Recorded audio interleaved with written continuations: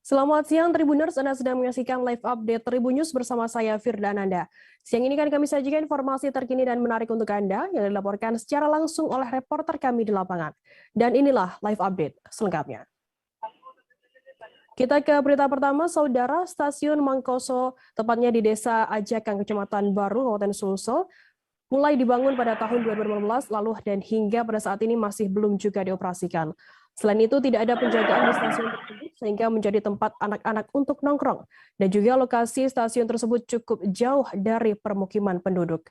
Informasi lebih lengkapnya akan disampaikan oleh rekan jurnalis kami dari Tribun Timur, ada Darullah yang saat ini sudah tersambung sama kami. Halo Darullah, selamat siang. Ya, siang, Mbak. Ya, Darullah, bisa Anda informasikan bagaimana saat ini kondisi stasiun kereta api di Mangkoso Baru ini? Ya, Mbak Des, dan Tribunnya diinformasikan bahwasanya kondisi stasiun kereta api yang berada di Mangkoso atau yang posisinya tepatnya di Desa Ajakang, Kecamatan Sopeng Raja, Kabupaten Baru, berkesannya tidak terurus.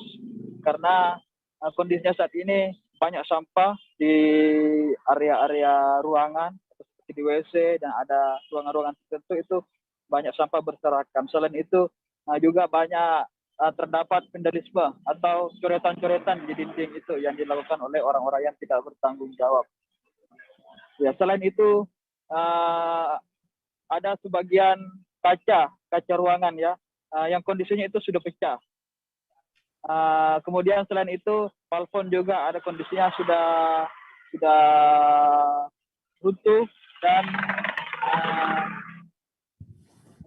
atap singnya juga sudah terbang. Jadi seakan-akan stasiun ini kondisinya tidak terurus. Padahal baru saja dibangun dan belum juga diresmikan untuk penggunaan pengoperasian kereta api di Sulawesi Selatan. Iya, Mbak. Darullah, sudah berapa lama kondisi coretan dan sampah tersebut berserakan di stasiun Mangkoso ini?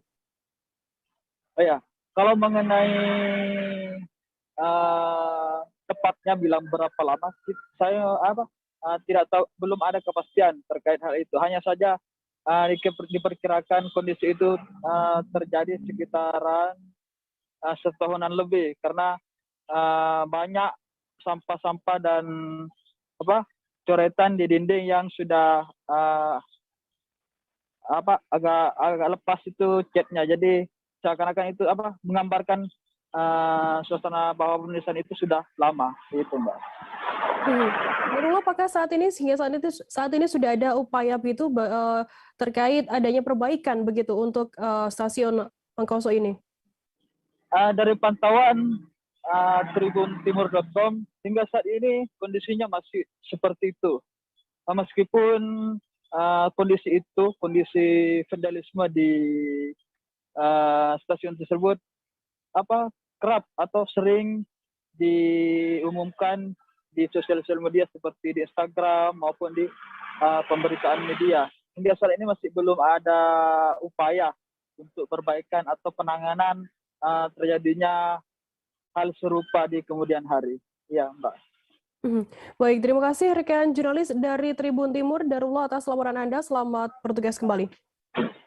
Kita beralih ke informasi selanjutnya, Saudara. Pemerintah Provinsi Riau bersama stakeholder terkait harus terus menggelar pelaksanaan vaksinasi di tengah masyarakat.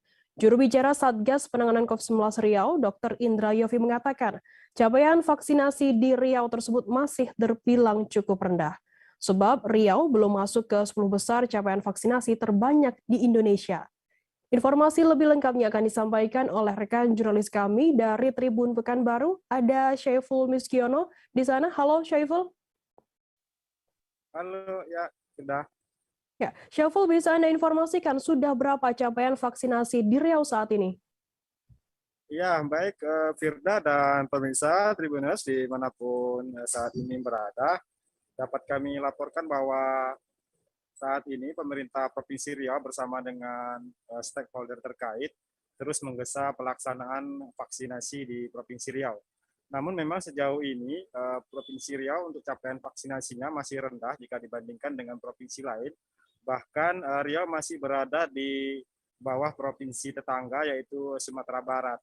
Nah, dari informasi yang disampaikan oleh juru bicara COVID-19 Provinsi Riau, saat ini Provinsi Riau untuk capaian vaksinasinya masih berada di urutan ke-13.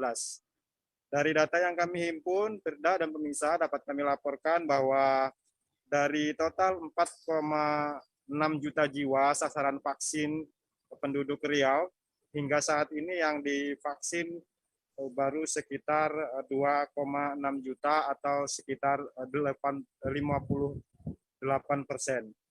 Sehingga angka ini memang dinilai masih rendah karena target hingga akhir tahun nanti itu capaian vaksinasi harus mencapai 70%. Sementara sampai di penghujung tahun ini capaian vaksinasi di Provinsi Riau masih berada di angka 58%, itu pun untuk dosis 1, sedangkan untuk dosis yang kedua angkanya masih jauh berada di bawah itu.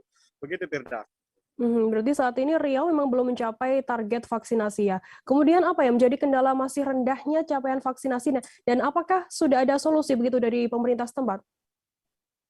Ya, Firda, salah satu yang menjadi kendala memang sebelumnya adalah soal pasokan vaksin. Namun belakangan Gubernur Riau menegaskan bahwa untuk pasokan vaksin sebetulnya tidak ada masalah, sehingga saat ini yang masih menjadi kendala adalah pelaksanaan vaksinasi di tingkat daerah yang belum maksimal dilakukan. Sehingga Gubernur memang kemarin sudah menginstruksikan kepada Bupati dan Wali Kota agar daerah-daerah yang saat ini capaian vaksinasinya rendah ini diminta untuk memaksimalkan pelaksanaan vaksinasi di tengah masyarakat. Dalam hal ini untuk menggesa pelaksanaan vaksinasi, tugas dari TNI dan Polri juga dikerahkan di lapangan agar capaian vaksinasi di Provinsi Riau bisa terus ditingkatkan. Begitu, Firda. Syaiful, bisa Anda informasikan apakah respon masyarakat untuk ikut vaksin ini juga berpengaruh terhadap capaian vaksinasi di Riau?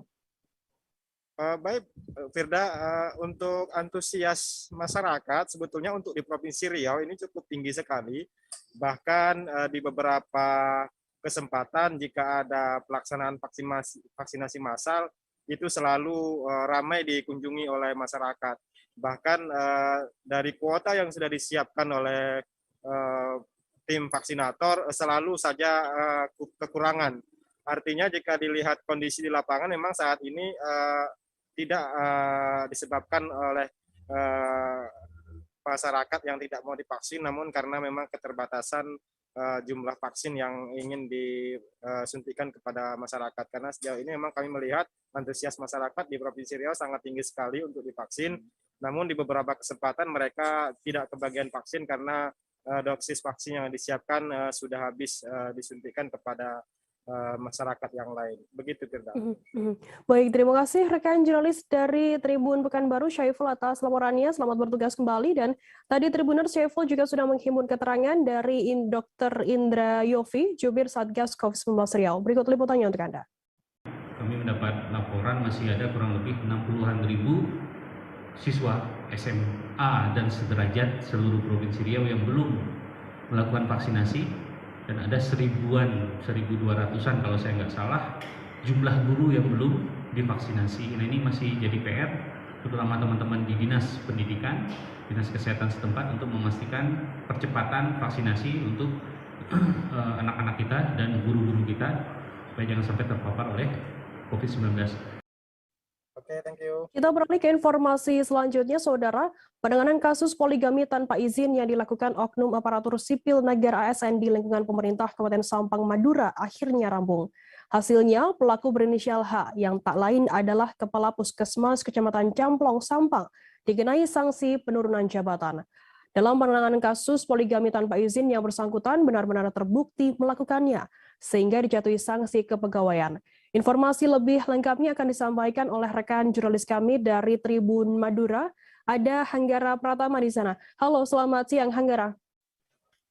Halo, selamat siang Firda. Hanggara, bisa Anda jelaskan bagaimana awal mula kasus poligami tanpa izin ini bisa masuk ke catatan pelanggaran disiplin ASN di Pemkab Sampang? Ya, terima kasih Firda. Jadi kasus dugaan poligami yang diketahui oleh BKPSDM Sampang setelah kabar tersebut mencuat di media sosial pada akhir September 2021 lalu. Bahkan foto kemesraan antara H dengan istri mudanya juga tersebar di media sosial. Jadi mengetahui hal itu, dugaan kasus tersebut menjadi atensi khusus mengingat dinilai melanggar kedisiplinan kepegawaian sesuai ketentuan PP 45 tahun 1990 tentang perubahan PP nomor 10 tahun 1983 tentang izin perkawinan dan penceraian bagi PNS. Sehingga sebagai tindak lanjut BKPSDM seketika berkoordinasi dengan inspektorat setempat. Firda. Seperti apa untuk penanganan inspektorat beserta BKPSDM Sampang sendiri terhadap kasus poligami tanpa izin ini? Nah, sekitar awal Oktober 2021, inspektorat menindaklanjuti atas informasi dugaan kasus poligami ini, sehingga bergegas membentuk tim khusus guna menangani kasus yang anggotanya terdiri dari beberapa pegawai inspektorat BKPSDM Sampang dan Dinas Kesehatan dan Keluarga Berencana setempat. Sebagai tahap dan menangani kasus, pada akhir Oktober 2021 yang bersangkutan dipanggil ke inspektorat beserta istri yang pertama, kemudian kepala Dinas Kesehatan tempat juga ikut dipanggil guna mengklarifikasi terkait kasus tersebut. Hanggar, apa sanksi yang kemudian dijatuhkan kepada oknum kepala puskesmas tersebut? Nah, pada awal Desember kemarin, penanganan kasus poligami tanpa izin ini rampung dilakukan, bahwa yang tidak lain adalah kepala puskesmas Camplong terbukti melakukannya, sehingga sanksi kepegawaian penurunan jabatan fungsional diberikan, yakni selama 12 bulan. Jadi dari jenjang ahli madya turun ke jenjang muda. Atas sanksi itu, yang bersangkutan dipindah tugaskan dari Kepala Puskesmas Camplong yang sebelumnya berdinas ke dokter umum biasa di RSU Ketapang. Baik, terima kasih rekan jurnalis dari Tribun Madura, Hanggara Pratama atas laporannya. Selamat bertugas kembali. Dr. Hendrik, Kapus UPTD Puskesmas Camplong, bahwasanya tanggal 9 Desember kemarin, hari Jumat, yang bersangkutan sudah menerima surat keputusan Bupati. Yang pertama, terhadap disiplinnya dia, yang bersangkutan dikenai hukuman disiplin berupa penurunan jabatan setingkat lebih rendah selama 12 bulan. Jadi yang bersangkutan Dr. Hendrik, yang awalnya dia jabatannya dokter ahli madya, diturunkan jabatannya menjadi dokter muda. Kemudian dari sanksi tersebut, dari hasil LHP Inspektorat, yang bersangkutan untuk menjaga kondisivitas di lingkungan kerjanya, yang bersangkutan dimutasi ke rumah sakit Ketapang. Jadi yang bersangkutan menjadi dokter muda di rumah sakit Ketapang. Itu berdasarkan keputusan Bupati tanggal 9 Desember tahun 2021. Ini kan 12 bulan seperti itu. Ya. Jadi bisa dijelaskan apakah nanti bisa menjadi kepala puskesmas lagi atau seperti apa, Pak? Selama 12 bulan yang bersangkutan itu melakukan dalam jabatan jenjang dokter muda. Kemudian setelah melakukan ini selesai 12 bulan, yang bersangkutan akan kembali ke dalam jabatan jenjang jabatan fungsional dokter madya. Terkait dengan kebijakan yang bersangkutan untuk jangka kembali sebagai kepala puskesmas, itu tergantung dari kebijakan Pak Bupati. Tentunya ini jadi pertimbangan terkait dengan kasus yang kali ini menimpa Dr. Hendrik. Jadi itu jadi kewenangan Pak Bupati, apakah yang bersangkutan nanti bisa dipertimbangkan kembali atau Ibu Bupati. Seperti itu, Mas. Keluarga besar mantan Dirut Transjakarta almarhum Sarjono Joni menyampaikan klarifikasi soal viralnya video rapat sambil menonton belly dance. Hal ini sebagai bentuk tindak lanjut atas ramainya pemberitaan terkait jajaran direksi Transjakarta yang mengadakan rapat kerja sambil menonton belly dance tersebut. Peristiwa ini merupakan rapat kerja direksi dengan pejabat terkait di lingkungan PT Transjakarta yang dihadiri juga oleh perwakilan pengurus Serikat Pekerja. Informasi lebih lengkapnya akan disampaikan oleh rekan jurnalis kami dari Tribun Jakarta. Ada Nur Indah Farah yang saat ini sudah tersambung bersama kami. Halo Farah. Halo Firda dan rekan Tribun News. Farah, bisa Anda informasikan bagaimana hasil klarifikasi dari pihak keluarga almarhum? Baik, bisa disampaikan bahwa pada hari Selasa 14 Desember 2021 pihak keluarga almarhum mantan Dirut Utama atau Direktur Utama PT Transjakarta almarhum Sarjono Joni telah melakukan konferensi pers di mana pihaknya melakukan klarifikasi terhadap kejadian mengenai video viral yang berisikan jajaran direksi Transjakarta yang mengadakan rapat, kemudian di belakangnya ada sosok penari perut atau biasa disebut dengan belly dance. Pada saat konferensi pers tersebut, pihak keluarga mengatakan bahwa kejadian tersebut tidak seperti yang tersebar di media seperti saat ini, di mana pihak keluarga mengklarifikasi bahwa kejadian tersebut terjadi di restoran Turki atau Turki Restoran yang berada di kawasan Kemang, Jakarta Selatan, di mana saat itu jajaran direksi bersama sekretariat pekerja yang tergabung dalam PT Transjakarta mengadakan atau untuk menginformasikan visi dan misi, di mana saat itu almarhum Sarjono memang baru saja mengemban jabatan sebagai Direktur Utama. Kemudian ada pun alasan dilakukan di restoran tersebut lantaran untuk menghapus kesenjangan antara atasan dan bawahan, atau sedikit lebih rileks begitu seperti yang disampaikan oleh juru bicara keluarga almarhum bernama Cahyadi. Kemudian bisa disampaikan juga bahwa lokasi yang dipilih memang untuk membuat suasana menjadi lebih akrab karena memang saat itu Sarjono baru mengemban jabatan tersebut. Kemudian saat itu memang almarhum Sarjono sendiri yang mereservasi lokasi restoran di Turki Restoran, namun beliau tidak mengetahui bahwa adanya show atau pertunjukan belly dance yang memang biasa ada di restoran tersebut dan tidak dipertontonkan hanya untuk jajaran direksi, namun untuk seluruh pengunjung di restoran tersebut. Begitu, Firda. Berarti narasi yang selama ini beredar mengenai video tersebut yang beredar adalah Direktur Transjakarta merapat sambil menonton belly dance ini adalah tidak benar begitu. Kemudian apa yang diharapkan oleh pihak keluarga almarhum dari Dirut Transjakarta ini? Baik, adapun yang disampaikan dalam klarifikasi tersebut di mana pihak keluarga meminta adanya itikat baik atau adanya permohonan maaf dari pihak-pihak yang terlibat, salah satunya adalah politikus Gerindra, di mana yang merupakan anggota Komisi B DPRD DKI Jakarta yang bernama Adi Kurnia, di mana Adi Kurnia sebelumnya memang dikatakan juru bicara keluarga almarhum Cahyadi, mengatakan bahwa Adi Kurnia sebagai pencetus video tersebut, di mana hingga kini diketahui oleh awak media dan masyarakat luas. Kemudian pihak keluarga juga menunggu itikat baik dari penyebar video yang dikatakan oleh juru bicara keluarga almarhum lainnya yang bernama Raden, mengatakan bahwa adanya inisial ATN dan Mr. Black yang disebutkan sebagai bagian dari pihak tim 8, di mana ketiga oknum ini diminta itikat baiknya. Kemudian ada pun pihak-pihak lain yang diminta untuk meminta maaf dalam waktu 2 kali 24 jam. Namun jika hal tersebut tidak juga dilakukan, maka pihak keluarga akan menempuh jalur hukum. Seperti itu, Firda. Bagaimana untuk kabar update terkini? Apakah sudah ada permintaan maaf begitu dari pihak-pihak terkait yang disebutkan oleh pihak keluarga ini?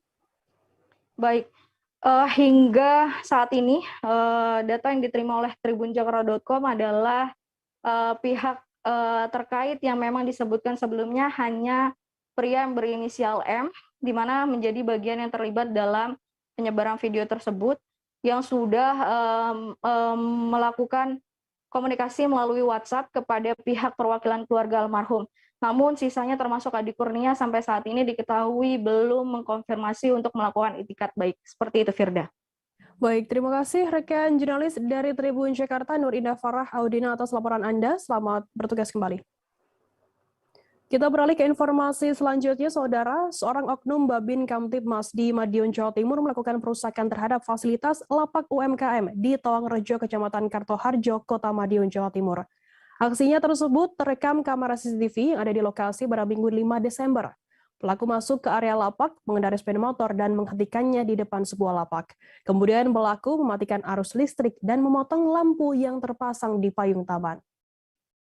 Informasi lebih lengkapnya akan disampaikan oleh rekan jurnalis kami dari Tribun Jatim. Ada Sofian Chandra yang saat ini sudah tersambung bersama kami. Halo Sofian, selamat siang. Halo, selamat siang rekan Firda. Halo, selamat siang Tribuners. Sofian, bisa Anda informasikan apa motif pelaku ini melakukan perbuatan tersebut?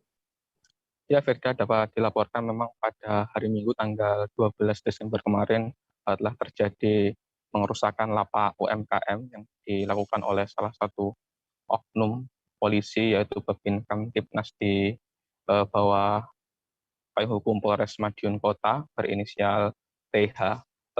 Kalau motifnya sendiri sampai sekarang belum diketahui, Firda, namun menurut keterangan Kapolres Madiun Kota, yang bersangkutan ini mengatakan bahwa dalam pembangunan lapak UMKM tersebut pihaknya tidak diajak ngobrol oleh lurah atau tidak dianggap oleh lurah, sehingga yang bersangkutan ini merasa tersinggung atau bagaimana, sehingga memutuskan untuk merusak sejumlah fasilitas umum yang ada di lapak UMKM Kelurahan Tawangrejo, Kecamatan Kartoharjo tersebut, Firda. Sofian, bagaimana kemudian langkah yang diambil oleh pihak kepolisian? Apakah saat ini sudah menindak pelaku sendiri? Ya, dari keterangan Bapak Kapolres Madiun Kota, Bapak AKBP Dewa Putu Eka, yang bersangkutan ini sudah dicopot dari jabatannya sebagai Babin Kamtibnas dan sekarang sudah dilakukan penahanan di Polres Madiun Kota. Untuk proses yang lebih lanjut sekarang sedang dilakukan penyidikan oleh Propam dan masih menunggu apakah ada itikat baik dari yang bersangkutan untuk meminta maaf kepada Wali Kota sebagai korban atau Pemkot Madiun, dan bagaimana nanti respon dari Pemkot Madiun menanggapi adanya pengerusakan tersebut yang ternyata dilakukan oleh oknum polisi di Polres Madiun Kota. Seperti itu, Firda.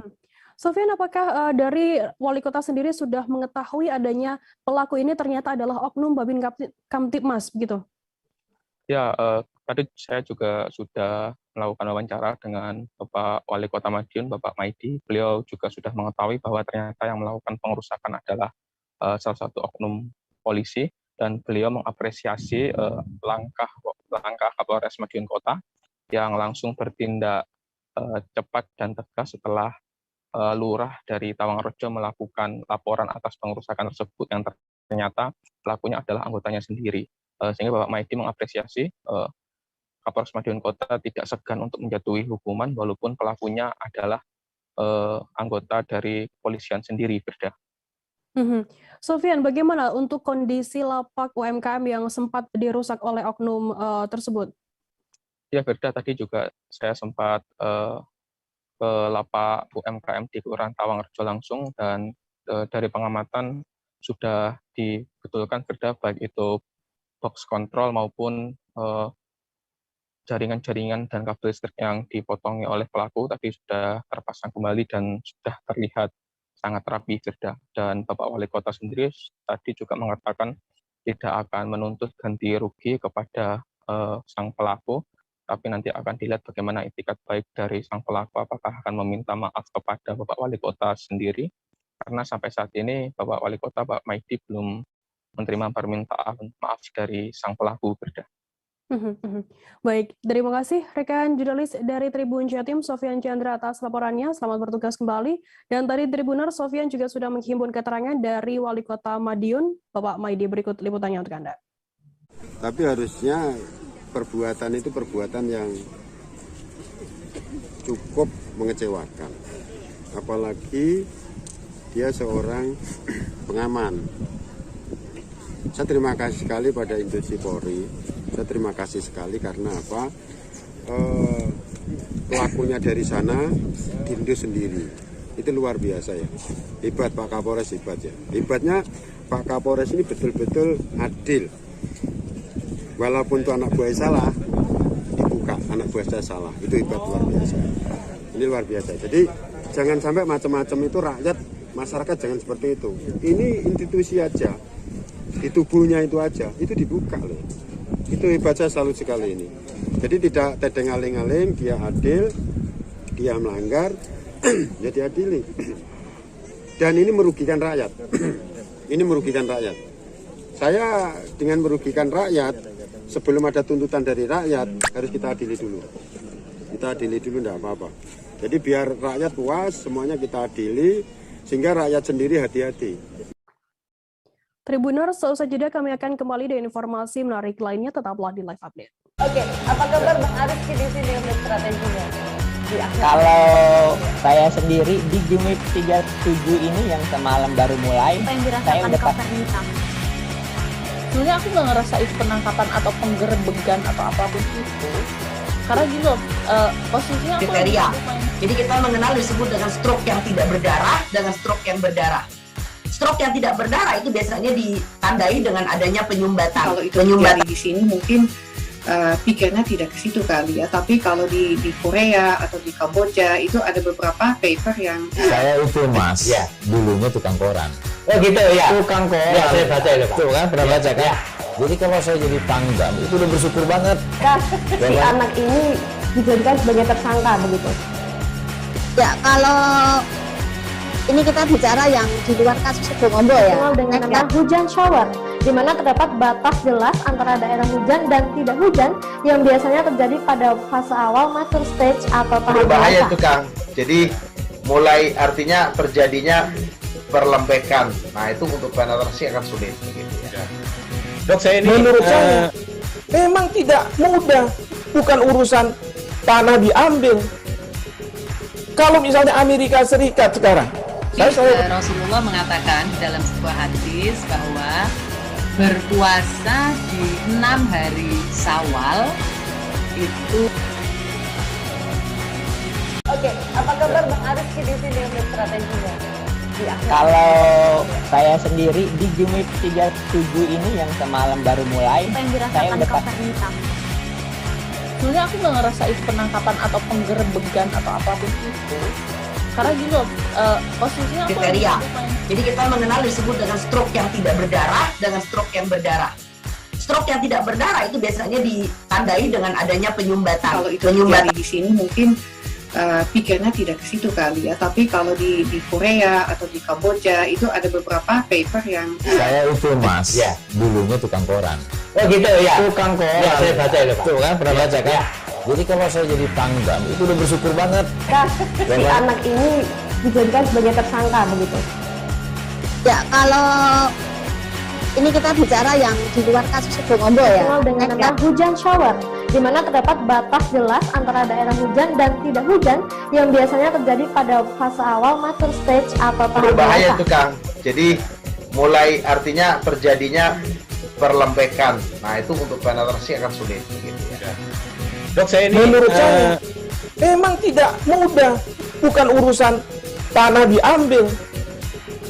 Kalau misalnya Amerika Serikat sekarang, Rasulullah mengatakan dalam sebuah hadis bahwa berpuasa di 6 hari Syawal itu. Oke, apa kabar Bang Aris di sini untuk strateginya? Kalau saya sendiri di Jumit 37 ini yang semalam baru mulai, saya udah sebenarnya aku nggak ngerasa itu penangkapan atau penggerebegan atau apapun itu, karena gini loh, posisinya aku kriteria. Jadi kita mengenal disebut dengan stroke yang tidak berdarah dengan stroke yang berdarah. Stroke yang tidak berdarah itu biasanya ditandai dengan adanya penyumbatan. Kalau itu terjadi di sini mungkin pikirnya tidak ke situ kali ya. Tapi kalau di Korea atau di Kamboja itu ada beberapa paper yang saya itu Mas, ya, dulunya tukang koran. Oh gitu ya. Tukang koran. Ya, saya baca itu Pak. Tuh kan, pernah baca kan? Ya. Jadi kalau saya jadi pangdam itu udah bersyukur banget. Si anak ini dijadikan sebagai tersangka begitu. Ya, kalau ini kita bicara yang di luar kasus Sebongombo ya. Dengan nama hujan shower, di mana terdapat batas jelas antara daerah hujan dan tidak hujan yang biasanya terjadi pada fase awal mature stage atau tahap berbahaya itu Kang. Jadi mulai artinya terjadinya perlembekan. Nah itu untuk penetrasi akan sulit. Gitu, ya. Dok, saya ini menurut saya memang tidak mudah, bukan urusan tanah diambil. Kalau misalnya Amerika Serikat sekarang, Rasulullah mengatakan dalam sebuah hadis bahwa berpuasa di 6 hari Syawal itu. Oke, apa kabar Bang Ariski di sini? Terima kasih Anda masih bersama kami di Live Update. Kita beralih ke informasi selanjutnya, Saudara. Peristiwa pencurian terjadi di perumahan Bumi Cilebut Damai, Desa Cilebut Barat, Kecamatan Sukaraja, Kabupaten Bogor, Jawa Barat pada Selasa 14 Desember. Dalam rekaman video CCTV, tampak dua orang pencuri berhasil membawa kabur motor jenis trail di perumahan Bumi Cilebut Damai, RT 1 RW 18, Blok A5 nomor 6. Informasi lebih lengkapnya akan disampaikan oleh rekan jurnalis kami. Dari Tribun News Bogor ada Yudis Tirawane yang saat ini sudah tersambung bersama kami. Halo Yudis. Ya baik, Dirda. Yudis, bisa Anda informasikan bagaimana untuk kronologi pencurian tersebut terjadi? Ya baik, Dirda, berdasarkan informasi yang saya peroleh, memang peristiwa pencurian di perumahan Bumi Cilebut Damai itu terjadi pada kemarin, tepatnya pada pukul 13.59 waktu Indonesia bagian Barat, di mana pada kemarin hari itu situasi dan dari lingkungan area perumahan itu nampak sepi dan tidak ada aktivitas dari masyarakat sekitar, sehingga dua pelaku yang melancarkan aksinya itu mampu berhasil mencuri satu buah motor trail tanpa diketahui oleh warga sekitar. Hanya saja memang para pelaku ini terekam CCTV yang terpasang di rumah korban, begitu Firda. Untuk pemilik sendiri, apakah saat kejadian ada berada di dalam rumah atau sedang berada di mana? Ya, berdasarkan informasi yang saya peroleh, Firda, memang para pelaku ini melancarkan aksinya ketika pemilik rumah sedang asik di dalam rumah dan juga warga sekitar juga tengah melakukan istirahat, mengingat aksi pencurian itu dilakukan pada siang hari bolong, di mana waktu tersebut di perumahan tersebut pada pukul 13.59 itu banyak yang tengah beristirahat siang, sehingga sulit untuk mengontrol aktivitas para pencuri yang berhasil menggondol sebuah motor trail tersebut, Firda. Untuk saat ini, bagaimana kelanjutan dari kasus pencurian motor trail ini, Yudis?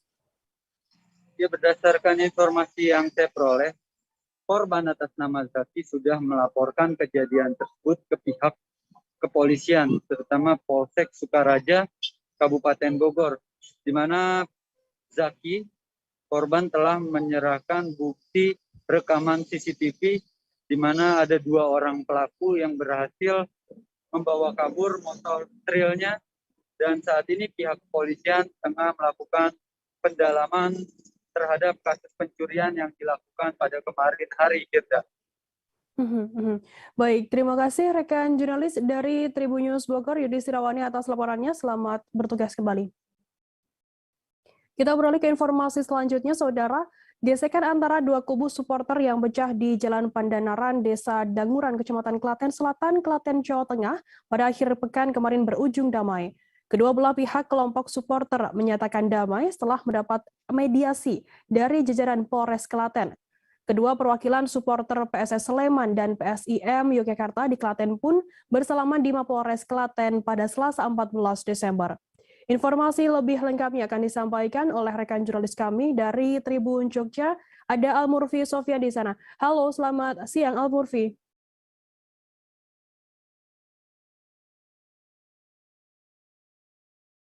Halo, selamat siang Al-Murfi.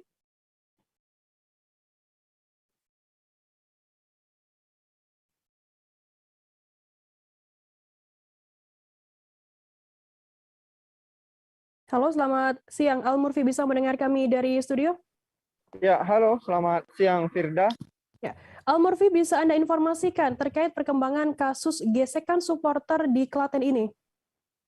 Ya, Firda, dapat saya sampaikan bahwasannya kasus gesekan supporter yang terjadi pada akhir pekan lalu atau Sabtu 11 Desember 2021 itu berakhir dengan damai di Mapolres Klaten, yang mana dua kelompok supporter, yakni kelompok supporter PSIM Yogyakarta dan kelompok supporter PSS Sleman yang berada di wilayah Kabupaten Klaten memilih untuk berdamai daripada melanjutkan kasus kericuhan yang sempat terjadi pada akhir pekan lalu. Kedua belah pihak lalu bersalaman di Mapolres Klaten pada Selasa 14 Desember 2021 kemarin. Demikian, Firda.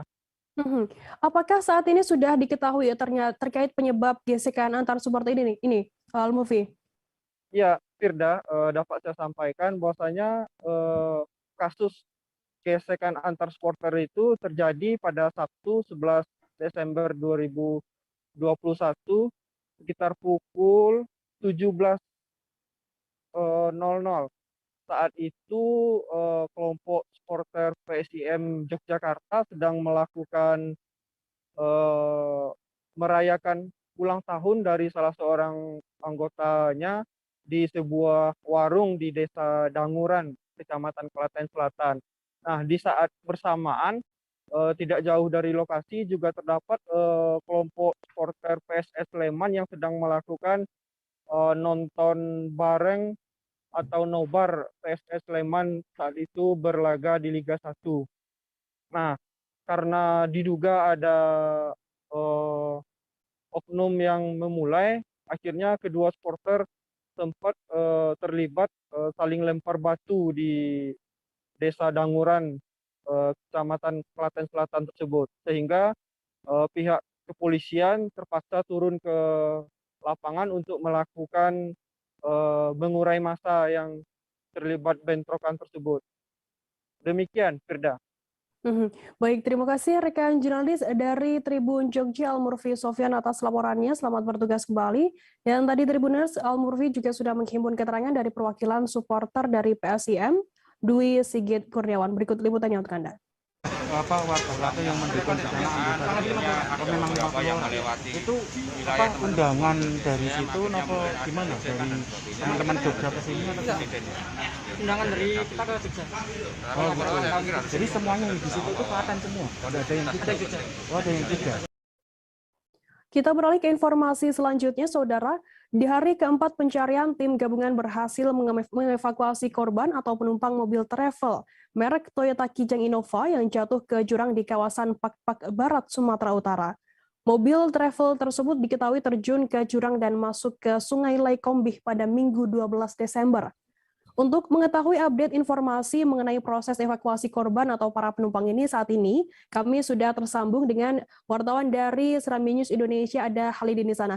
Halo, selamat siang Halidin.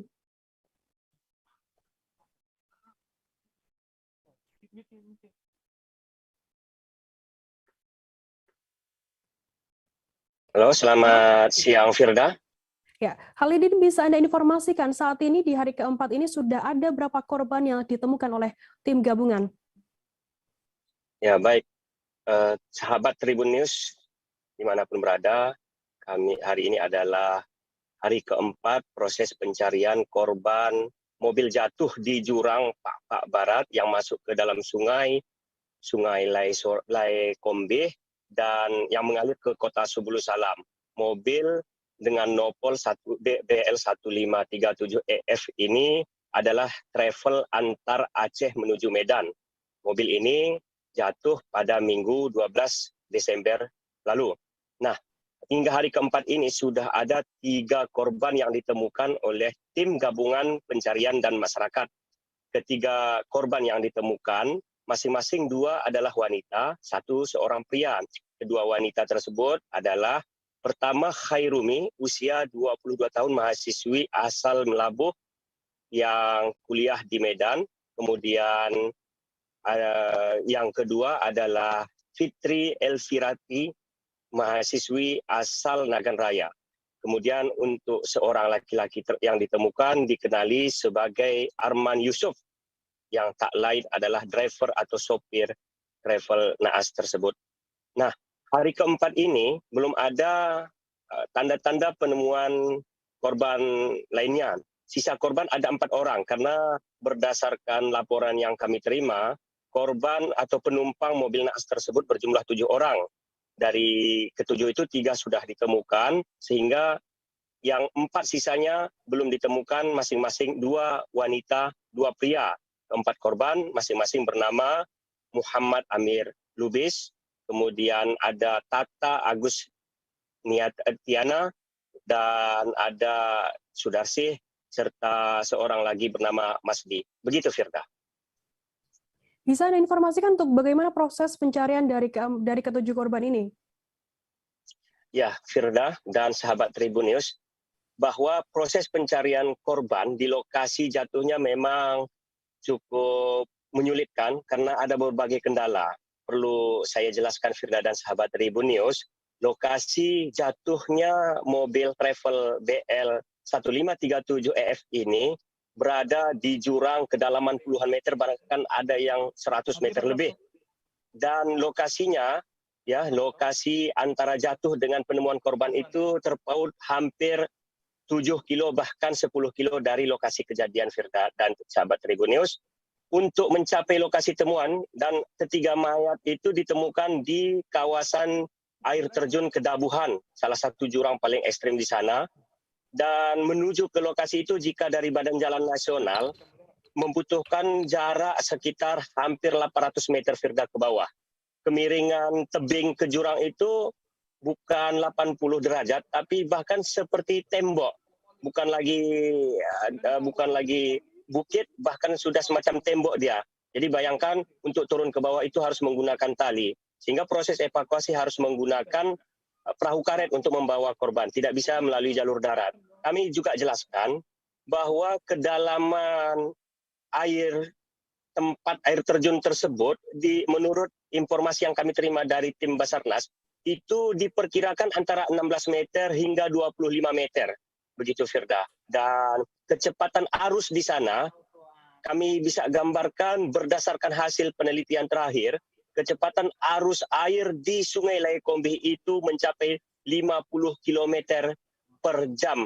Begitu, Firda. Bagaimana untuk kendala dari pihak tim gabungan sendiri saat melakukan pencarian para korban ini? Apakah juga ada kendala tersendiri begitu? Ya, Firda dan sahabat Tribun News, ada berbagai kendala memang dalam proses pencarian selain medannya yang cukup ekstrim. Di sini juga dikenal dengan hal-hal mistis, Firda, ya.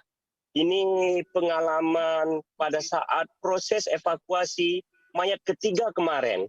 Mayat ketiga ini ditemukan sejak pukul 12 kalau tidak salah, dilaporkan oleh warga yang sedang memancing di sana.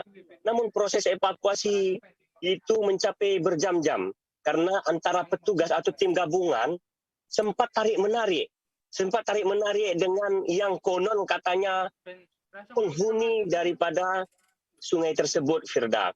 Jadi ini memang sudah lazim menurut penuturan masyarakat. Kita tidak tahu ini karena kalau secara modern mungkin tidak ini, tapi secara tradisional dikenal bahwa setiap mayat atau korban kecelakaan di sana ada ya semacam keengganan untuk penghuninya enggan untuk melepas begitu. Jadi tarik menarik, begitu ditarik oleh petugas, ditarik lagi, korban tertarik lagi begitu. Jadi proses ini mencapai 4 jam, Firda. Sehingga korban yang dari jam 12 itu atau jam pukul 12 atau pukul 14 baru dapat dievakuasi pukul 19.30 sampai ke daratan. Begitu, Firda, kemarin kejadiannya. Berarti memang ada cerita mistis tersendiri ketika proses evakuasi korban di sana. Kemudian untuk batas waktu pencarian ini hingga sampai kapan?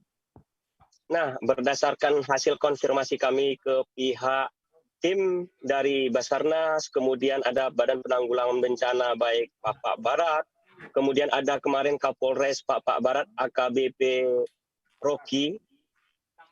Berdasarkan standar mereka sejauh ini bahwa proses atau batas waktu pencarian terhadap korban mobil jatuh tersebut 7 hari. Jadi ini hari keempat, berarti kemungkinan sampai hari Sabtu depan.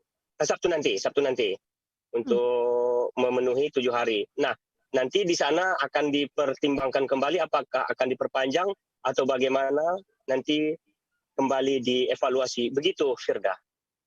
Baik, terima kasih rekan jurnalis dari Serambi News Indonesia, Halidin, atas laporan Anda. Selamat bertugas kembali. Dan tadi Tribuners, Halidin juga sudah menghimpun keterangan dari ibunda dari seorang korban, Hajah Siti Asri, dan kemudian tim evakuasi bernama Ibda Zulfan Effendi. Berikut liputannya untuk Anda. Tadi. Dalam penanganan kami Dievakuasi jam berapa? Nah. kurang lebih 45 menit. 45 menit. Berarti jam 12 kita berangkat dari sana. Jam 12. Jam 12 ya. Memang medannya cukup ini ya. Cukup menantang. Iya. Abang paham nggak lokasi sungainya ini? Katanya ada semacam apa bang ya? Palung air. Palung. Sejauh kita sisir ada beberapa titik, tetapi tidak kita temukan tanda-tanda. Tanda-tanda ya. Setiap ada tempat-tempat mencurigakan kami tetap sisir. Setengah jam ya. Berarti tidak bisa ditarik. Ya. Pemahaman kita tidak bisa dikeluarkan oleh penghuninya ya gitu ya. Kalau nggak kita jumpai ke situ. Harus dijumpai, ada orang pintar. Putar dia gini di air terjun itu. Iya. Jadi untuk yang lain saya mohon untuk menjaga jarak ya. Untuk menjaga jarak untuk memudahkan kita melaksanakan proses evakuasi. Kita beralih ke informasi selanjutnya, Saudara. Kapal motor Kalimas 4 yang mengangkut BBM milik PT PLN dikabarkan hilang kontak di perairan Asmat sejak Minggu 12 Desember. KM Kalimas 4 berangkat sekira pukul 5 pagi waktu Indonesia Timur untuk membawa pasokan BBM untuk PLN Kabupaten Asmat. Kapal rencananya tiba di Asmat sekira pukul 17.00 WIT atau 12 jam perjalanan. Informasi lebih lengkapnya akan disampaikan oleh rekan jurnalis kami dari Tribun Papua, ada Marcelinus yang saat ini sudah tersambung bersama kami. Halo, selamat siang Marcel.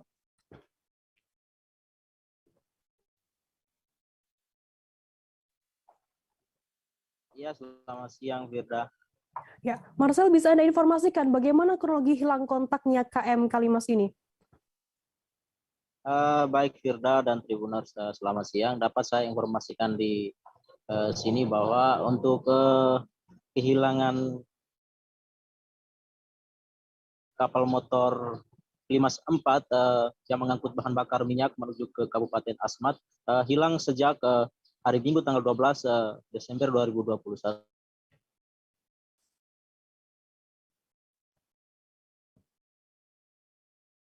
Halo rekan Marcel.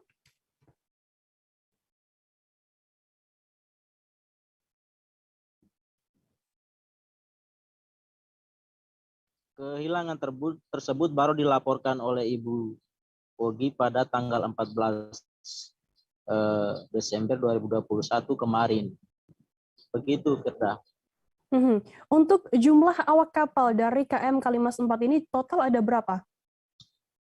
Baik, Firda dan Tribuners, untuk jumlah awak kapal yang ada di dalam kapal KM Kalimas 4 tersebut ada 6 orang, di mana nama-nama kru kapal antara lain yakni Ansar, yaitu merupakan kapten kapal, Ruslan ABK, Supliansa ABK, Nikmat ABK, Haswan ABK, dan Mirsan ABK. Namun perlu diketahui bahwa hingga saat ini belum ada informasi terkait keberadaan penumpang beserta kapal KM Kalimas 4 ini.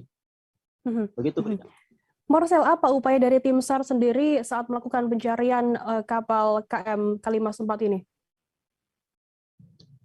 Baik, Firda dan Tribuners, dapat saya laporkan bahwa upaya pencarian sejak kemarin dilakukan oleh tim gabungan dari Basarnas, namun sekitar setengah hari pencarian sejak dilaporkan oleh pihak dari Pertamina bahwa untuk pencarian kemarin hingga saat ini hasilnya masih nihil.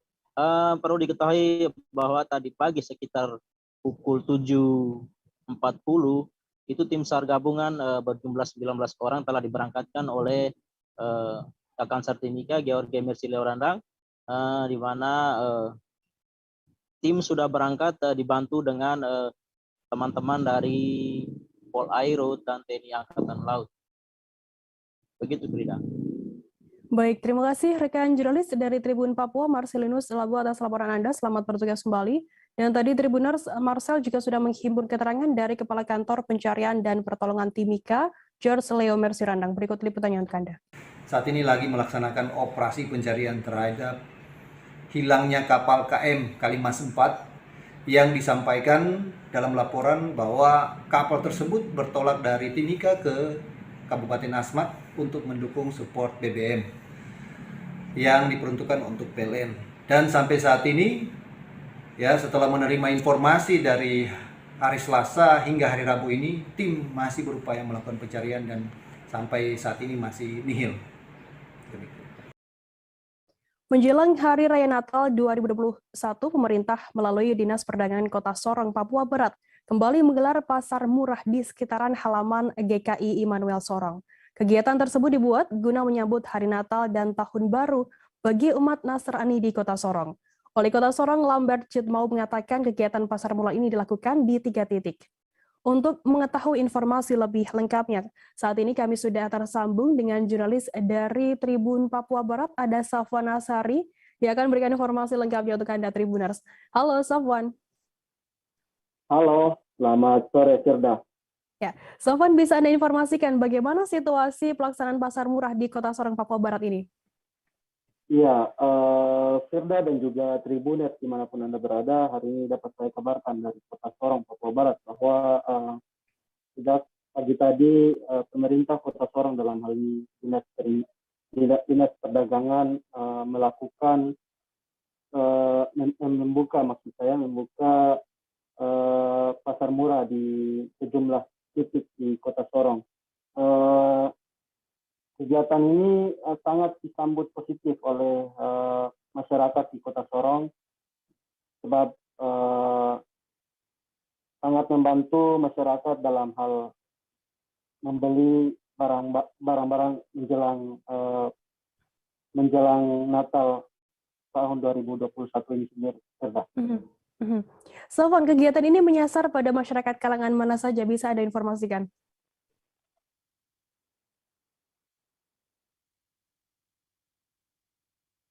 Halo rekan Safwan. Ya, kegiatan yang dilakukan oleh pemerintah Kota Sorong ini sendiri menyasar pada masyarakat kalangan menengah ke bawah, sebab di tengah pandemi COVID-19 ini mereka sangat membutuhkan bantuan dari semua pihak, termasuk pemerintah daerah Kota Sorong sendiri. Firda. Untuk barang yang dijual di pasar murah ini, apa saja barangnya? Bisa Anda informasikan? Ya, untuk barang yang dijual di pasar murah ini sendiri, ada 4 komoditas yang dijual, yaitu seperti beras, tepung, dan juga gula, dan juga minyak goreng. Sudah. Baik, terima kasih rekan jurnalis dari Tribun Papua Barat, Safwan Asari atas laporan Anda. Dan tadi Tribuner, Safwan juga sudah menghimpun keterangan dari Wali Kota Sorong, Lambert Citmau, dan juga warga Kota Sorong, Agustina. Berikut liputannya untuk Anda. Jadi kegiatan ini kegiatan rutinitas yang dilaksanakan setiap tahun anggaran. Bukan saja di hari Natal, tapi di hari Raya Idul Fitri juga dilaksanakan. Jadi begitu. Jadi terima kasih kepada Kepala Dinas Perdagangan yang kerjasama dengan para distributor. Akhirnya mereka bisa menekan harga. Harga tidak seperti yang di pasar atau tempat lain, tapi di pasar harga di bawah itu. Sudah diperhitungkan, mereka tidak rugi dan mereka tidak untung besar juga, tapi mereka bisa melayani masyarakat yang ada di Kota Sorong. Senang karena pas kan ada hari raya, jadi dapat begini kita senang. Harganya juga bagus. Kalau ini kan sekarang lagi naik, jadi pas dapat begini kita ambil ya lebih. Jadi harganya murah ya? Iya, harganya murah, beras juga murah. Sama gula. Mau merayakan Natal ya? Iya, merayakan Natal. Berarti sangat membantu ya kegiatan? Iya, sangat membantu sekali untuk kami yang ada mau merayakan Natal. Tribuner, selesai jadi kami akan kembali dengan informasi menarik lainnya, tetaplah di Live Update. Oke, apa kabar Bang Ariski di sini untuk strateginya? Kalau saya sendiri di Gimik 37 ini yang semalam baru mulai, saya udah sebenarnya aku nggak ngerasa itu penangkapan atau penggerebegan atau apapun itu, karena gitu posisinya kriteria. Jadi kita mengenal disebut dengan stroke yang tidak berdarah dengan stroke yang berdarah. Stroke yang tidak berdarah itu biasanya ditandai dengan adanya penyumbatan. Kalau itu terjadi di sini mungkin pikirnya tidak ke situ kali ya, tapi kalau di Korea atau di Kamboja itu ada beberapa paper yang saya itu mas, ya dulunya tukang koran. Oh gitu ya, tukang koran. Ya, saya baca ya, Pak. Tuh kan pernah baca kan? Ya. Jadi kalau saya jadi pangdam itu udah bersyukur banget. Si anak ini dijadikan sebagai tersangka begitu. Ya, kalau ini kita bicara yang di luar kasus Sebongombo ya. Dengan hujan shower di mana terdapat batas jelas antara daerah hujan dan tidak hujan yang biasanya terjadi pada fase awal mature stage atau tahap berbahaya dewasa. itu Kang. Jadi mulai artinya terjadinya perlembekan. Nah itu untuk penetrasi akan sulit. Gitu ya. Dok, saya ini menurut saya memang tidak mudah, bukan urusan tanah diambil. Kalau misalnya Amerika Serikat sekarang, Rasulullah mengatakan dalam sebuah hadis bahwa berpuasa di 6 hari Syawal itu. Oke, apa kabar Bang Arief di sini untuk strateginya? Kalau saya sendiri di Jumit 37 ini yang semalam baru mulai, saya udah pas. Sebenarnya aku nggak ngerasa itu penangkapan atau penggerebegan atau apapun itu. Karena gini loh, posisinya aku kriteria. Jadi kita mengenal disebut dengan stroke yang tidak berdarah dengan stroke yang berdarah. Stroke yang tidak berdarah itu biasanya ditandai dengan adanya penyumbatan. Kalau itu terjadi di sini mungkin pikirnya tidak ke situ kali ya. Tapi kalau di Korea atau di Kamboja itu ada beberapa paper yang Saya itu Mas, dulunya tukang koran. Oh gitu ya. Tukang koran. Ya, saya baca itu Pak. Tuh kan pernah baca kan? Ya. Jadi kalau saya jadi pangdam itu udah bersyukur banget. Si anak ini dijadikan sebagai tersangka begitu. Ya, kalau ini kita bicara yang di luar kasus Situbondo ya, dengan nama hujan shower, di mana terdapat batas jelas antara daerah hujan dan tidak hujan yang biasanya terjadi pada fase awal mature stage atau tahap berbahaya dewasa. itu Kang. Jadi mulai artinya terjadinya perlembekan. Nah itu untuk penetrasi akan sulit. Gitu ya. Dok, saya ini menurut saya memang tidak mudah, bukan urusan tanah diambil. Kalau misalnya Amerika Serikat sekarang, Rasulullah mengatakan dalam sebuah hadis bahwa berpuasa di 6 hari Syawal itu. Oke, apa kabar Bang Arief di sini untuk strateginya? Kalau saya sendiri di Jumit 37 ini yang semalam baru mulai, saya udah pas. Sebenarnya aku nggak ngerasa itu penangkapan atau penggerebegan atau apapun itu. Karena gini loh, posisinya aku kriteria. Jadi kita mengenal disebut dengan stroke yang tidak berdarah dengan stroke yang berdarah. Stroke yang tidak berdarah itu biasanya ditandai dengan adanya penyumbatan. Kalau itu terjadi di sini mungkin pikirnya tidak ke situ kali ya. Tapi kalau di Korea atau di Kamboja itu ada beberapa paper yang Saya itu Mas, dulunya tukang koran. Oh gitu ya. Tukang koran. Ya, saya baca itu Pak. Tuh kan pernah baca kan? Ya. Jadi kalau saya jadi pangdam itu udah bersyukur banget. Si anak ini dijadikan sebagai tersangka begitu. Ya, kalau ini kita bicara yang di luar kasus Situbondo ya, dengan nama hujan shower, di mana terdapat batas jelas antara daerah hujan dan tidak hujan yang biasanya terjadi pada fase awal mature stage atau tahap Berbahaya dewasa. itu Kang. Jadi mulai artinya terjadinya perlembekan. Nah itu untuk penetrasi akan sulit. Gitu ya. Dok, saya ini menurut saya memang tidak mudah, bukan urusan tanah diambil. Kalau misalnya Amerika Serikat sekarang, Rasulullah mengatakan dalam sebuah hadis bahwa berpuasa di 6 hari Syawal itu. Oke, apa kabar Bang Arief di sini untuk strateginya? Kalau saya sendiri di Jumit 37 ini yang semalam baru mulai, saya udah pas.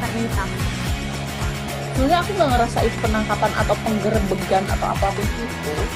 Karena gini loh, posisinya aku kriteria. Jadi kita mengenal disebut dengan stroke yang tidak berdarah dengan stroke yang berdarah. Stroke yang tidak berdarah itu biasanya ditandai dengan adanya penyumbatan. Kalau itu terjadi di sini mungkin pikirnya tidak ke situ kali ya. Tapi kalau di Korea atau di Kamboja itu ada beberapa paper yang Saya itu Mas, dulunya tukang koran. Oh gitu ya. Tukang koran. Ya, saya baca itu Pak. Tuh kan pernah baca kan? Ya. Jadi kalau saya jadi pangdam itu udah bersyukur banget. Si anak ini dijadikan sebagai tersangka begitu. Ya, kalau ini kita bicara yang di luar kasus Situbondo ya, dengan nama hujan shower, di mana terdapat batas jelas antara daerah hujan dan tidak hujan yang biasanya. Terima kasih Anda masih bersama kami di live update. Kita beralih ke informasi selanjutnya, Saudara. 3 calon kandidat Ketua Asosiasi Provinsi Sulawesi Utara memaparkan visi dan misi di Gedung Youth Center Manado pada Selasa 14 Desember. 3 calon kandidat Ketua Asprof Sulut adalah Bupati Minahasa John Ganda, Anshe Tanioas, dan Michael Tungari. Informasi lebih lengkapnya akan disampaikan oleh rekan jurnalis kami dari Tribun Manado, ada Fistel Mukuan di sana. Halo Fistel, selamat siang. Halo rekan Firda, selamat siang. Ya, Fistel, ada berapa calon yang akan dipilih dan kapan pelaksanaannya? Ya,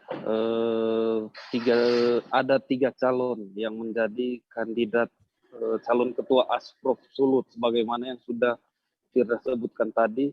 Salah satunya Bapak Bupati Minahasa Utara, Bapak John Ganda. Nah, karena saat ini masih di tengah pandemi, sehingga pemaparan visi dan misi hanya dilakukan secara terbatas oleh panitia yang hadir di Youth Center dan beberapa anggota. Sedangkan untuk calon yang hadir secara langsung hanya Bapak Bupati Minahasa Utara, sedangkan yang lainnya hanya mengikuti melalui Zoom virtual. Dan kongres pemilihannya pada tanggal 18 Desember 2021 ini di Hotel Sultan Raja Kota Manado. Demikian rekan Firda. Kemudian, Fisel, apa harapan dari Ketua Panitia untuk ketua yang terpilih nantinya? Ya, Ketua Panitia berharap agar apa pemaparan yang disampaikan ketiga calon tersebut agar kedepannya bisa dilakukan. Jangan hanya disampaikan melalui pemaparan, tapi ketika terpilih tidak bisa melakukan apa-apa yang mereka sampaikan dalam pemaparan visi dan misi ini. Dan memang sebagaimana yang kami dengar dari 3 calon ini, semuanya ingin membangun dan mengangkat nama Sulawesi Utara di sepak bola Sulawesi Utara. Demikian Firda. Baik, terima kasih rekan jurnalis dari Tribun Manado, Fistel Mukuan atas laporannya. Selamat bertugas kembali. Dan tadi Tribuners, Fistel juga sudah menghimpun keterangan dari Ketua Panitia Pemilihan, Jeffrey Talumepa. Berikut liputannya untuk Anda. Jadi kami sudah mulai dengan tahapan-tahapan, dan ini merupakan tahapan yang merupakan hampir menuju ke pemilihan, yaitu penyampaian visi dan misi.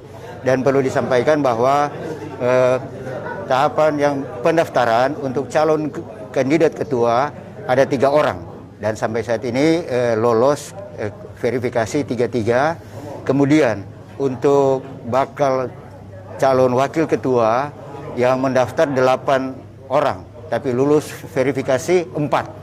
Begitu juga jajaran anggota ESKO yang tadinya mendaftar 13 orang, yang lolos verifikasi 8 orang. Nah. Puluhan orang pekerja asal Kota Brebes, Jawa Tengah kini telah dipulangkan setelah sebelumnya nyaris terlantar di Kota Balikpapan pada Selasa 14 Desember.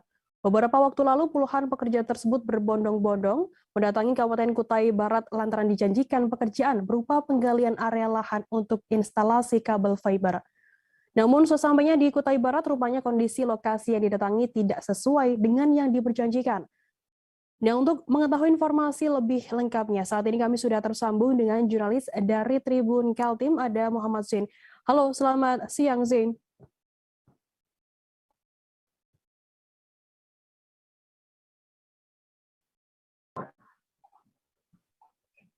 Selamat siang, rekan Firda. Ya, Zain, bisa Anda jelaskan pekerjaan apa yang dijanjikan oleh pihak terkait ini sehingga puluhan orang pekerja terkatung-katung di sana?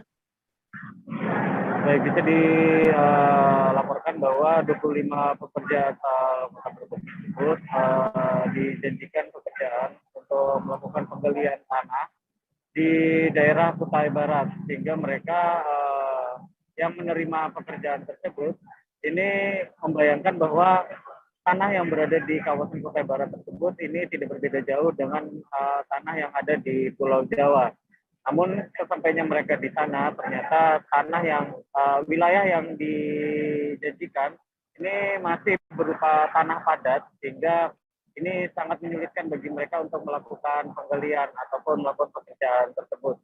Nah, dari tanah merah tersebut mereka hanya bekerja paling tidak itu 2 hari saja, dan mereka memutuskan untuk menyerah dan mengaku untuk mundur, namun dari pihak penyedia pekerjaan ini tidak bertanggung jawab, sehingga mereka terpaksa untuk mencoba mencari jalan sendiri untuk bisa pulang ke kampung halaman mereka. Seperti itu, Firda. Zain, bagaimana kemudian pengakuan dari para pekerja ini yang nyaris terlantar? Baik, mereka mengaku bahwa mereka sempat melakukan perjalanan kaki dari Kutai Barat menuju kota Balikpapan, di mana untuk melakukan perjalanan dari Kutai Barat ke kota Balikpapan sendiri ini menempuh perjalanan 10 hari lamanya. Jadi mereka melakukan perjalanan kaki disambi dengan menumpang dengan kendaraan-kendaraan bak terbuka seperti truk ataupun pickup yang kebetulan melintas seperti itu. Nah, kemudian mereka sempat menghubungi pemerintah mereka, dalam hal ini adalah Bupati Brebes, untuk berkenan memulangkan mereka ke kampung halaman. Seperti itu, Firda. Kemudian apa yang membuat akhirnya mereka ini memutuskan untuk berhenti? Baik, jadi mereka pada awalnya bersepakat bahwa dengan iuran ataupun upah tertentu untuk melakukan penggalian dan mereka nantinya akan diperbolehkan untuk pulang.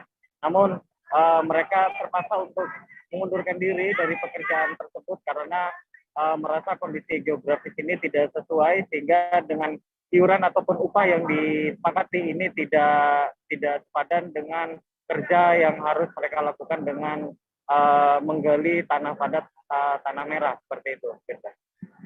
Baik, terima kasih rekan jurnalis dari Tribun Kaltim Muhammad Zain atas laporan Anda. Selamat bertugas kembali. Kita beralih ke informasi selanjutnya, Saudara. Bea Cukai Sumatera Utara menggagalkan penyeludupan 9,5 juta batang rokok ilegal saat operasi di KM Kembar Mandiri GT165. Rencananya rokok ilegal senilai lebih dari 10 miliar tersebut akan diselundupkan dan dibongkar di luar pelabuhan resmi untuk menghindari petugas. Informasi lebih lengkapnya akan disampaikan oleh rekan jurnalis kami dari Tribun Medan, ada Arjuna Bagara yang saat ini sudah tersambung bersama kami. Halo, Arjuna. Baik, selamat siang rekan Firda di studio. Ya. Arjuna, bisa Anda informasikan bagaimana kronologi penggagalan penyelundupan 9,5 juta batang rokok ilegal ini? Baik, rekan Firda, 9,5 juta rokok ilegal. Maaf, saya ulang, 9,5 juta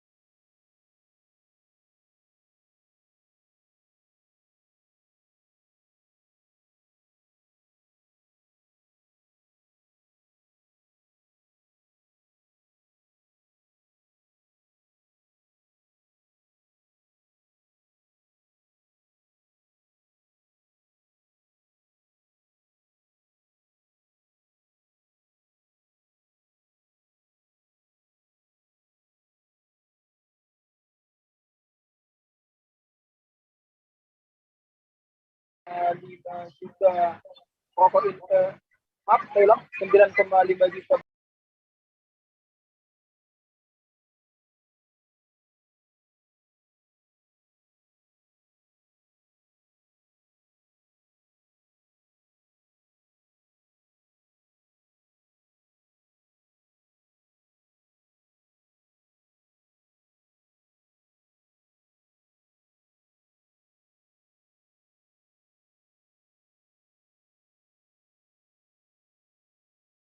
Dari keterangan dari Dinas Lingkungan Hidup sendiri bahwasanya penanganan sampah liar sendiri saat ini sudah ditangani oleh pihak Dinas Lingkungan Hidup dan dari 126 titik itu udah 60% yang sudah ditangani, sisanya tinggal 40% yang masih coba dilakukan untuk penanganan dengan berkoordinasi dengan pihak-pihak terkait, begitu rekan Firda.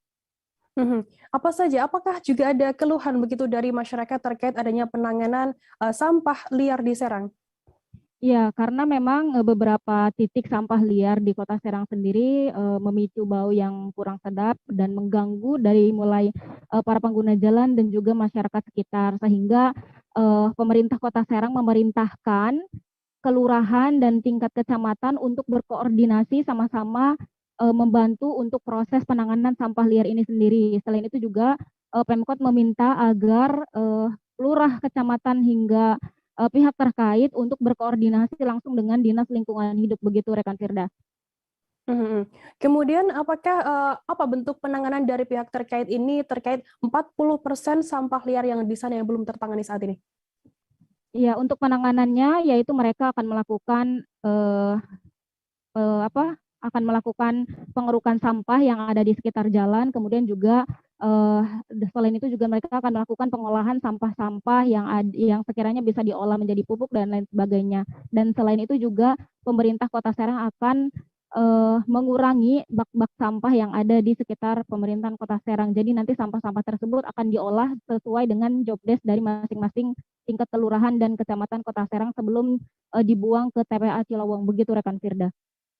Baik, terima kasih rekan jurnalis dari Tribun Banten, Milda atas laporan Anda, selamat bertugas kembali. Dan tadi Tribuners, Milda juga sudah menghimpun keterangan dari Kadis Lingkungan Hidup Kota Serang, Farah Rici. Berikut liputannya untuk Anda.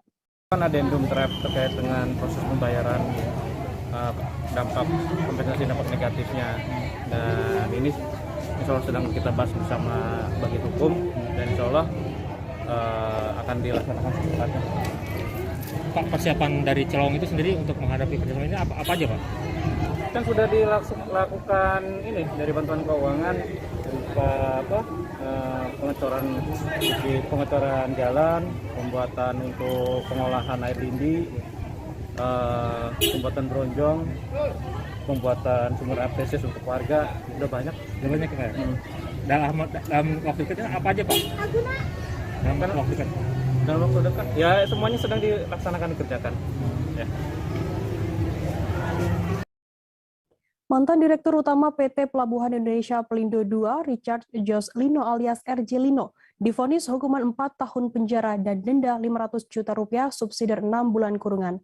Hakim menyatakan RJ Lino terbukti melakukan korupsi dalam perkara pengadaan 3 unit Side Container Crane atau HCC tahun 2010 di Pelabuhan Panjang Lampung, Pontianak, dan juga Palembang. Untuk mengetahui update informasinya, saat ini kami sudah tersambung dengan jurnalis dari tribunnews.com. Ada Ilham Rian Pratama di sana. Halo Ilham. Halo Firda. Ya, Ilham bisa informasikan hal apa yang meringankan dan memberatkan yang menjadi pertimbangan hakim dalam menjatuhkan hukuman kepada RJ Lino? Ya, jadi Tribuners dan Firda, mantan Dirut Pelindo II RJ Lino telah divonis hukuman 4 tahun penjara dan denda 500 juta rupiah, subsidi 6 bulan kurungan karena terbukti melakukan korupsi. Perbuatan RJ Lino dianggap telah membuat kerugian negara senilai 28,82 miliar rupiah. Hal memberatkan, sebagaimana diuraikan hakim dalam sidang putusan di Pengadilan Tipikor Jakarta Selasa kemarin, karena RJ Lino tidak mendukung program pemerintah dalam pemberantasan tindak pidana korupsi. Sedangkan untuk hal meringankan, majelis hakim menilai RJ Lino bersikap sopan dan tidak berbelit-belit saat mengikuti persidangan. Selain itu, RJ Lino juga dinilai telah membuat Pelindo II untung. Hakim juga mengatakan bahwa RJ Lino belum pernah dipidana sebelumnya. Vonis yang dijatuhkan majelis hakim terhadap RJ Lino lebih rendah dari tuntutan jaksa KPK. di mana sebelumnya penuntut umum KPK menuntut RJ Lino dihukum 6 tahun penjara. Hakim Ketua Rosmina juga sempat menyatakan dissenting opinion atau beda pendapat dalam putusan RJ Lino tersebut. Demikian, Firda. Apa yang menjadi alasan Hakim Ketua Rosmina ini menyatakan beda pendapat? Hakim Ketua Rosmina menyatakan RJ Lino tidak terbukti bersalah sebagaimana dakwaan jaksa penuntut umum pada Komisi Pemberantasan Korupsi. Dalam pertimbangannya, Rosmina mengatakan tidak ada niat jahat RJ Lino dalam memutuskan memilih pengadaan 3 unit QCC untuk Pelabuhan Panjang, Pelabuhan Palembang, dan Pelabuhan Pontianak. Untuk itu, Rosmina menilai RJ Lino sepatutnya dibebaskan dari segala tuntutan jaksa. Akan tetapi, RJ Lino tetap dinyatakan bersalah karena 2 orang hakim, yaitu Hakim Anggota 1, Teguh Santoso, dan Hakim Anggota 2 selaku Hakim Ad hoc Tipikor Agus Salim, meyakini RJ Lino melakukan korupsi. Begitu, Firda. Kemudian apa komentar dari RJ Lino sendiri atas putusan 4 tahun penjara yang dijatuhkan oleh majelis hakim? Terkait putusan tersebut, RJ Lino dan kuasa hukumnya mengaku akan pikir-pikir selama 7 hari ke depan. Kuasa hukum RJ Lino, Agus Dwi Warsono, akan pelajari lebih dalam putusan itu, khususnya sikap 2 majelis hakim yang menyatakan kliennya bersalah. Lebih lanjut, Agus menilai dissenting opinion Hakim Ketua Rosmina sudah tepat. Demikian, Firda. Baik, Tribuners, jurnalis kami tadi juga sudah menghimpun keterangan dari Hakim Ketua Rosmina dan kuasa Agus Dwi Warsono dan kuasa hukum RJ Lino. Berikut liputannya untuk Anda. Jadi pada prinsipnya satu, kami selaku pihak dan kami secara pribadi mengapresiasi, menghargai dan menghormati putusan dari majelis atas perkara Pak RJ Lino. Dan yang kedua, atas putusan itu kami masih pikir-pikir, masih ada waktu bagi kami sesuai dengan peraturan perundangan untuk mendalami atas pertimbangan hukum yang disampaikan oleh majelis hakim. Yang menariknya dalam perkara ini ada dissenting opinion, ya, yang itu diambil dissenting opinionnya oleh Ketua Majelis Hakim. Intinya dissenting opinion itu satu, pada diri terdakwa tidak ada niat jahat, ya, untuk memperkaya diri sendiri maupun pihak lain dan korporasi. Nah, yang kedua terkait dengan perhitungan kerugian negara yang dilakukan oleh BPK maupun auditor forensik oleh Ketua Majelis Hakim dinyatakan ada ketidakcermatan, ya, di dalam penghitungan terkait dengan kerugian negara, sehingga patut untuk dikesampingkan. Dan yang berikutnya menyangkut kaitannya dengan keuntungan, perusahaan PT Pelindo diuntungkan. Tribuners, informasi tadi sekaligus menutup perjumpaan kita dalam live update hari ini. Jangan lupa saksikan terus live update di seluruh kanal YouTube dan Facebook Tribun Network. Saya Firdana, mewakili kru yang bertugas, pamit undur diri. Terima kasih dan